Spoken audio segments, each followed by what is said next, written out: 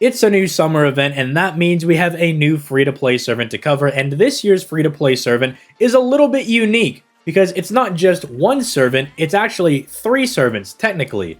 The Valkyries have all come in 3 different flavors of AoE Arts Assassin for you to choose from. Now, you can only choose one of these 3 Valkyries, and I think it's pretty obvious if you've been keeping up with the streams or the community post who I chose. But once you choose one of these Valkyries, they also have a costume that you can unlock, so you can get a little different flavor of Valkyrie for, the one that you chose. Except for Thread, the blonde one, she kind of just goes from long hair to becoming a saber face. I don't know what's up with that. But the other 2 get different hairstyles and everything. That being said, do they live up to the hype? I know a lot of people are probably really excited for them being AoE Arts Assassins, because this isn't exactly overflowing with options. In fact, there's only 3 different choices if you want to use an AoE Arts Assassin. And in fact, each of these assassins have their own flaws in some way. I mean, Phantom of the Opera is, well, Phantom of the Opera. Nidochris is just a little underwhelming. And Shuten Doji is capable of putting out some really strong damage, but you can struggle to use her for farming specifically because of her one-hit NP. The Valkyries, on the other hand, as we'll get into when we start talking about our hits, boast a 10-hit NP, which is absolutely insane, but is it enough to make them a Kentucky Rider, Chloe, tier free-to-play servant? Let's find out talking about their hits. As I just mentioned, their NP is an AoE Arts NP with 10 hits, which is absolutely insane. I mean, literally any farming servant would kill to have 10 hits on it. In fact, that's why Emiya became an absolute god when he got the ability to change to being an arts servant, because 10 hits on an arts NP is just ridiculous. The amount of NP refund you can get, and especially the amount of overkill that you can get, is absolutely ludicrous. And their normal hits are also very strong as well. They're rocking 2 quick cards with 3 hits apiece, with 25.5% star gen. I mean, that assassin class is really coming in clutch there. And keep in mind, they also have a passive 8% passive crit star generation buff just because they are an assassin as well. So they can really drop a lot of stars. And their arts cards are looking really good. They got 2 of them, 4 hits apiece. But then you look at their NP gain stat. And oof, this might cause some trouble. 0.23% NP charge per attack. That's a little rough. We were doing a little bit of testing today on stream where we had all of their skills stacked together. One of them was able to get an arts crit and only refunded 45% of their NP, which is really not what you want to see on a 4-hit arts card. But keep in mind, this was also without Castoria. This was just using all 3 of the Valkyries together because they have a story mission where you get to use all 3 of them, and they don't have all of the attack buffs and the extra arts buffs that Castoria would be giving them. In fact, as we move into some of their skills, you'll notice that their skills give them just enough to kind of get by, but you clearly are going to want to use these servants with Castoria to gas up their damage and massively gas up that NP gain. If you're worried about them being able to farm, they might not be able to farm starting at like 0% with something like a Black Grail. But if you're able to get them to 50%, like with the Like a Lady CE, that's the Bargus CE that we got. That is free to play, by the way. That starts you off at 50% and also gives you a pretty decent NP gain buff. Something like that might be good enough to allow them to farm. But starting from 0%, they might struggle a little bit. Especially because, as we'll get into later, their NP damage also is kinda poor without their special damage mod. But moving into their skills, we have skill 1. This is giving them a 20% buff to both their arts and quick cards for 3 turns on a 5-turn cooldown, and an absolutely massive 100% critical damage buff for 3 attacks that also lasts for 3 turns. This is kind of buffing all the little things that they need. It's giving them a nice buff to both their quick and arts cards. Nothing too major, but something that definitely will help them out. It's going to buff the NP gain of both of those cards, and Lord knows they need that extra NP gain, but it's also going to buff up the damage for both of those cards as well. And with that crit damage buff, it means that both their quick and arts cards should be able to do some decent damage if you're getting crits on them, or if you're able to crit on that Buster card. Even though it's not getting buffed, you should still be able to do a nice Buster crit. All in all, it kind of just gives them everything they might want to be able to do, and with their very high natural star gen and their really nice natural hits, they're going to be able to drop enough stars to take advantage of that critical damage buff. But even if they don't, they have something on the 3rd skill that's going to help them out. Now then we move into their second skill. This is going to increase the party's attack by 20% for 3 turns, basically being their charisma. It's also going to give everybody 1 instance of evasion for 3 turns, and then any Valkyrie allies are going to get a 20% NP gain buff for 3 turns, and this does include themselves. Now, I'm assuming they kind of threw this in there to help themselves with their own NP gain problem. And it definitely does do something. It definitely does at least help them out. And in fact, you'll notice as we go through all 3 of their skills, they have the golden triforce of farming. They have a card buff, an NP gain buff, and a battery, which we'll talk about that more on their 3rd skill. And already you can see that between their 1st and 2nd skill, they can already double buff themselves by giving themselves an attack buff that's going to multiply into their arts buff whenever they fire their NP. Because if you didn't know, different buff types in FGO actually multiply into each other. Those being your attack buffs, your card buffs, your NP damage buffs, and your special damage mods. However, the Valkyrie's damage, even at NP5, seems to be a little bit low, and we'll talk about that later.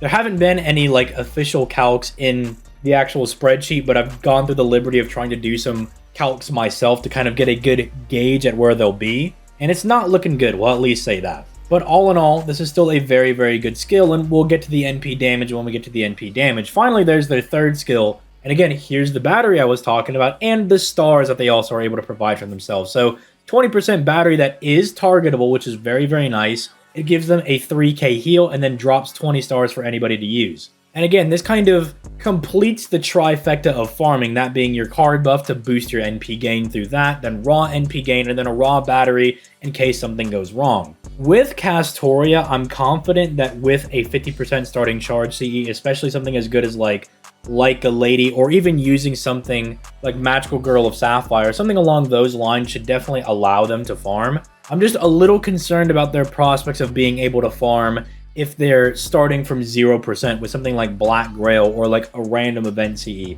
I'm a bit concerned about that, but also keep in mind they do have everything they really need to farm. It's just the only thing that's worrying is their very naturally low NP gain. And it's almost like, well, will the arts buff, the NP gain buff, the spare battery, and the 10 hits on the NP make up for it? It might be a little dicey. The thing that does suck is that you can't use them to farm against casters because they're assassins.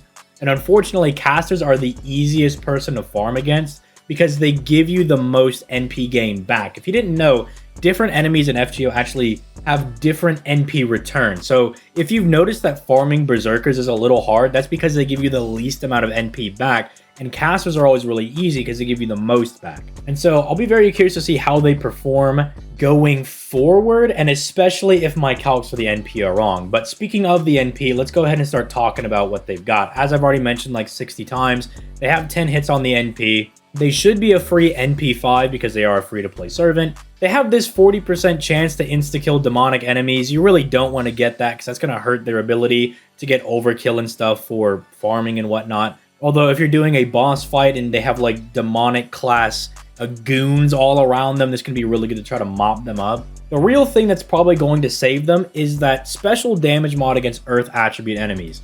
Because there are quite a lot of Rider class servants that have the Earth attribute.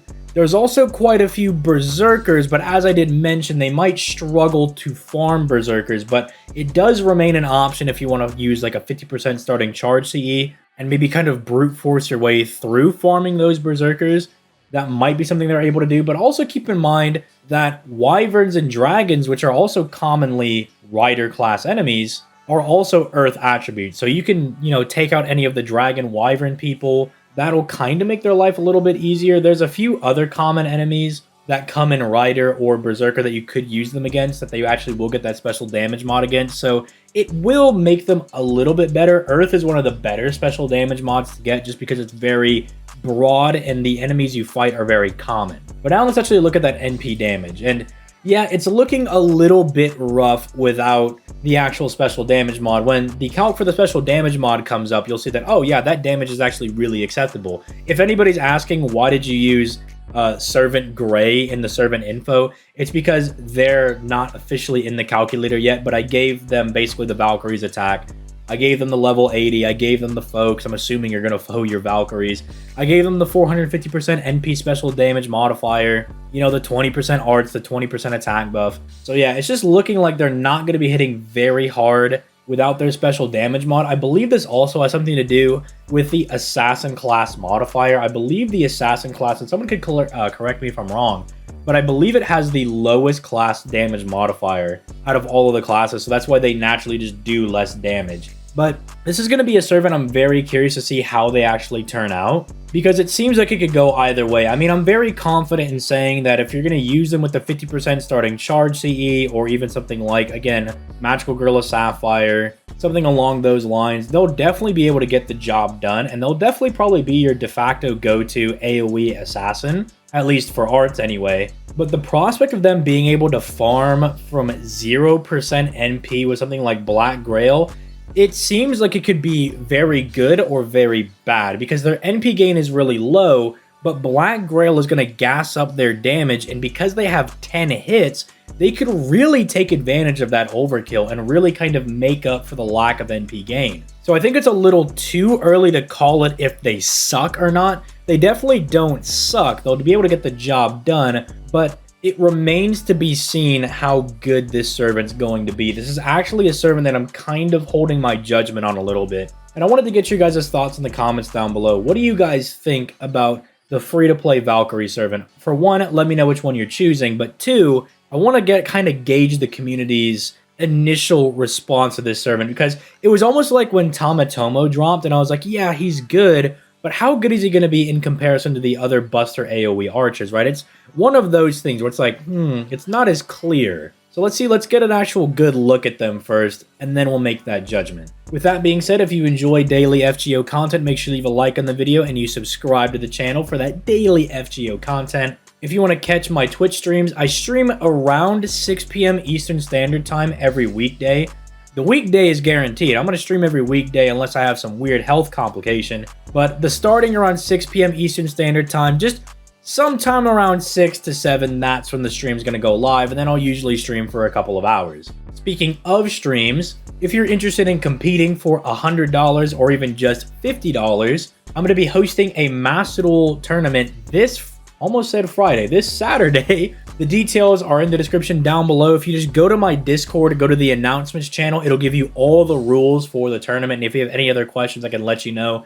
There's a few more special restrictions that have been tacked on as we've been going along. But basically, winner's bracket is playing for $100. Loser's bracket is playing for $50. So no matter if your deck sucks, if you're bad at the game, no matter what side of the bracket you end up on, you still have a chance to play for some guap. So I'm looking forward to seeing a lot of people come out there. If you know anybody that wants to participate, they are more than welcome to come join in. You know, go get your friends. Like, let's make this a whole event, dude. That'll be starting at 5 p.m. Eastern Standard Time. I've been promoting this for like the last 3 weeks, so I'm really excited to see what goes down. But with all that being said, I'm going to go ahead and get out of here. You guys have yourselves a nice day. Peace. Late, guys.